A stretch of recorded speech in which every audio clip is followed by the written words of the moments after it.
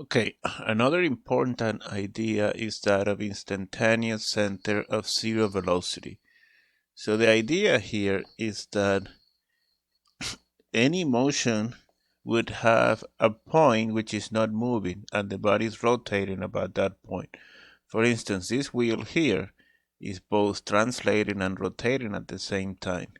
But you can also analyze this about this point. This point is not moving. The velocity of this point is zero, and the whole wheel is rotating about that point. This point is called the instantaneous center of rotation, or zero velocity. So here is another example, right? So you have this rod that is falling, so you have VA here and BB. So there is this point here.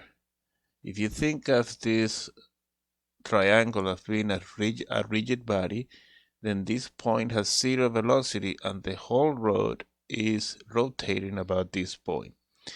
So let's define the instantaneous center of zero velocity. For any body undergoing any planar motion, there always is a point that has zero velocity, and the body is rotating about that point. That point may or may not be in the body, and there are tricks to find that point. So let's look at some tricks. So here, for instance, we have a body. This blue thing is a body, and then this point A has a velocity VA, and we know the angular velocity of the whole thing about IC. So then you can use that knowledge to find this point IC by knowing that VA is omega r, and the r would be the vector from the IC all the way to A. So that's one way to find the instantaneous center of zero velocity. Another way is if you know the velocity of two vectors that are not parallel. If you do those two velocities, then you can trace these perpendicular lines here, right? So you can trace a line like here and a line here, and this intersection is your IC. That's the point that you're looking for. And finally, if you know two points and they are parallel or anti-parallel, like here, then you can use these triangles, this triangle here or this triangle here, to find the IC. So those are the three ways to find the instantaneous center of zero velocity. So once you know that, you can find the velocity of any point by simply finding the distance from the IC to that point and then using the formula V is equal to omega r. So that's all there is to this. There's always a point about which the whole body is rotating. You find that point and your life is much simpler after that. So let's look at a simple example here. So we have this linkage system, right? So D is moving at 3 meters per second horizontally, and then the link AB is doing a rotation about A. So we know the velocity of V, and we want to find the angular velocities of AB and BD. So how do we do that? So we know the velocity of this guy goes this way. Now this is a pure rotation. This guy here is doing a pure rotation. So the velocity of this guy has to go that way. So now we have the two velocities, and we can use that, right? So we can use a perpendicular here and the perpendicular here to find the IC somewhere there. Let's look at a nice picture here. So this is the velocity of T. This is the velocity of B. So this is your IC. And to find that, you just use simple trigonometry, right? The vector from B relative to IC is equal to 0.4 tangent of 45 degrees, because this angle here is 45 degrees. You can find that from the geometry. And that was B. right? So this is, yeah. So and so RDIC is just, well, this is, you can find this also using trigonometry. Is 0.4 divided by the cosine, and then you get these two values. So now I know these two vectors to the IC. So what I can do with that is find the velocity of, I can find the angular acceleration of this link with respect to the IC. And so that gives me 5.3 radians per second. And then we can go ahead and find the velocities that we need to find. So to find the angular acceleration of AB, you just do BV divided by RBA.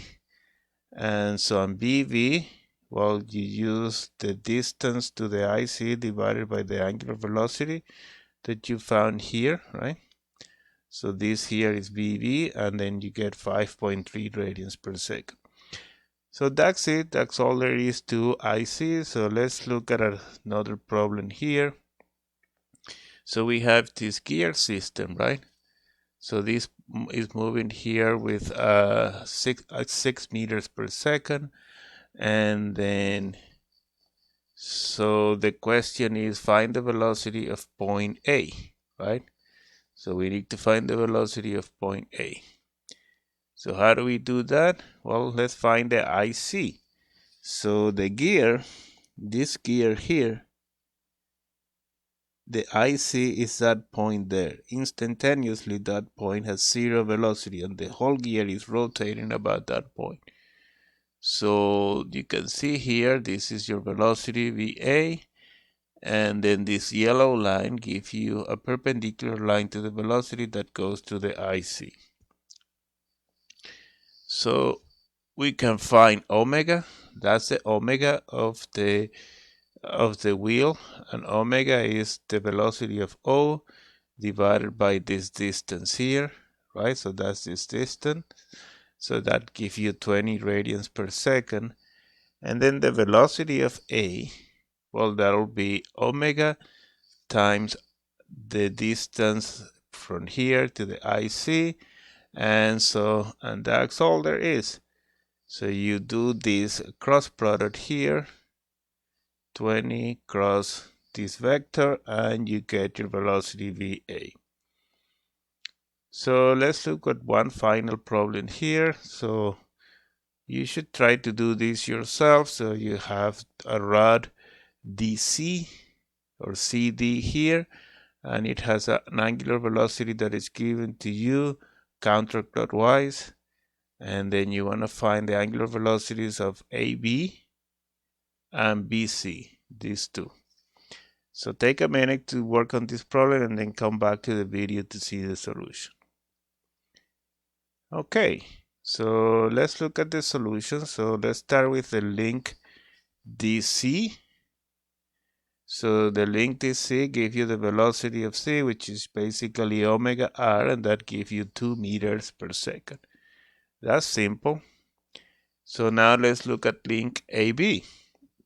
AB is doing a rotation, a pure rotation about A. So we can write that the velocity of B is omega times r, AB, right? So now this is the middle link. This is a complicated one. So we have BC and we have BB. So these are two non-parallel velocity vectors. So the intersection of this line is the IC. So we can go ahead and use trigonometry to find this distance here and this distance. So then you get that the IC is 0. The distance from C to the IC is 0.4 tangent of theta, which is this number here. And the distance from B to the IC is 0.4 divided by the cosine of 30 degrees. So now we can go ahead and use our equation omega r here to find the angular velocities. So, and these are the two angular velocities that you need. So this is all there is to the instantaneous center of zero velocity. And so The next one would be the final section in this chapter.